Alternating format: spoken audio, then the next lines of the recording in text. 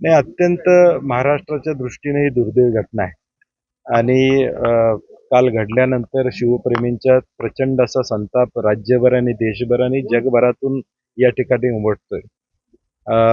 Father of Indian navy म्हणून आदरणीय छत्रपती शिवाजी महाराजांना ओळखलं जातं आणि आज त्यांच्या पूर्णाकृती पुतळ्याची अवस्था बघितल्यानंतर दुःख प्रचंड आहे, संताप प्रचंड आहे, राग प्रचंड आहे आणि योग्य ती खबरदारी घेतली नाही. हे सगळ्या एकूण प्रोसेस बघितल्यानंतर लक्षात येते की योग्य ते प्रिकॉशन घेतलेले गेलेले नाहीत. फक्त उद्घाटनाची घाई म्हणून अत्यंत अनुभव नसणाऱ्या व्यक्तिमत्वाला हे या ठिकाणी काम देण्यात आलं. अगदी कमी वेळामध्ये हे काम पूर्ण करून उद्घाटन करायचं आहे, फक्त इव्हेंट करायचा आहे.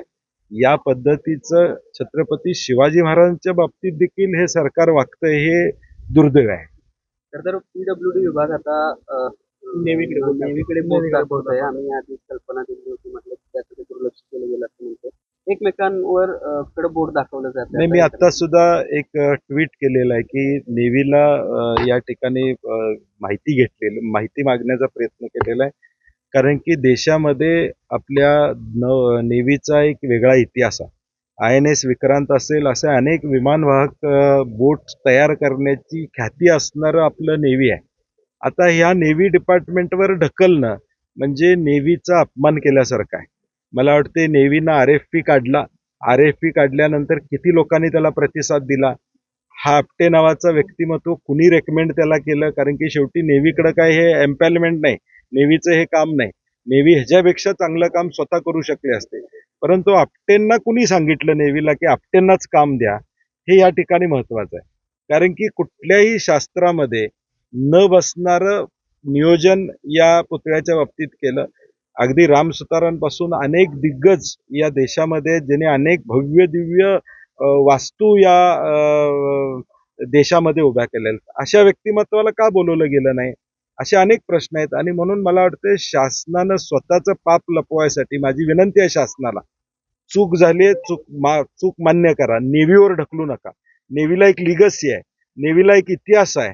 इतक्या वर्ष नौदलाच्या माध्यमातून आपलं संरक्षण देशाचं करण्याचं काम नेव्ही या ठिकाणी करते. त्याला बदनाम करण्याचं काम कृपा करून राज्य शासनानं करू नये, अशी आमची अपेक्षा आहे. आपटेंना कुणी त्यांच्यापर्यंत पोहोचवलं, याचा खुलासा होणं गरजेचं आहे. नेव्हीला काय माहित होतं का आपटे? त्यांनी RFP काढला, किती लोकांची माहिती त्यांच्याकडे आली. जो RFP आला आता व्हायरल झालेला आहे.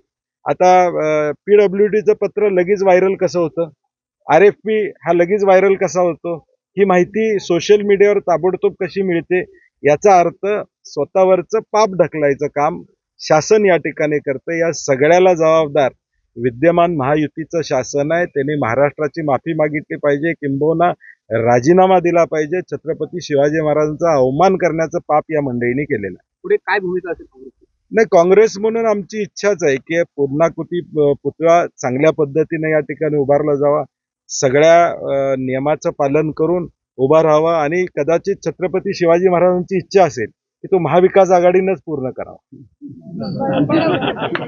त्यामुळे उद्याच्या भविष्यकाळात ती जबाबदारी महाविकास आघाडी म्हणून आमच्यावरच असेल की भव्य दिव्य स्मारक जे समुद्राला या ठिकाणी सामोरा जाईल, अशा पद्धतीचं स्मारक निश्चितपणे आम्ही उभं करू.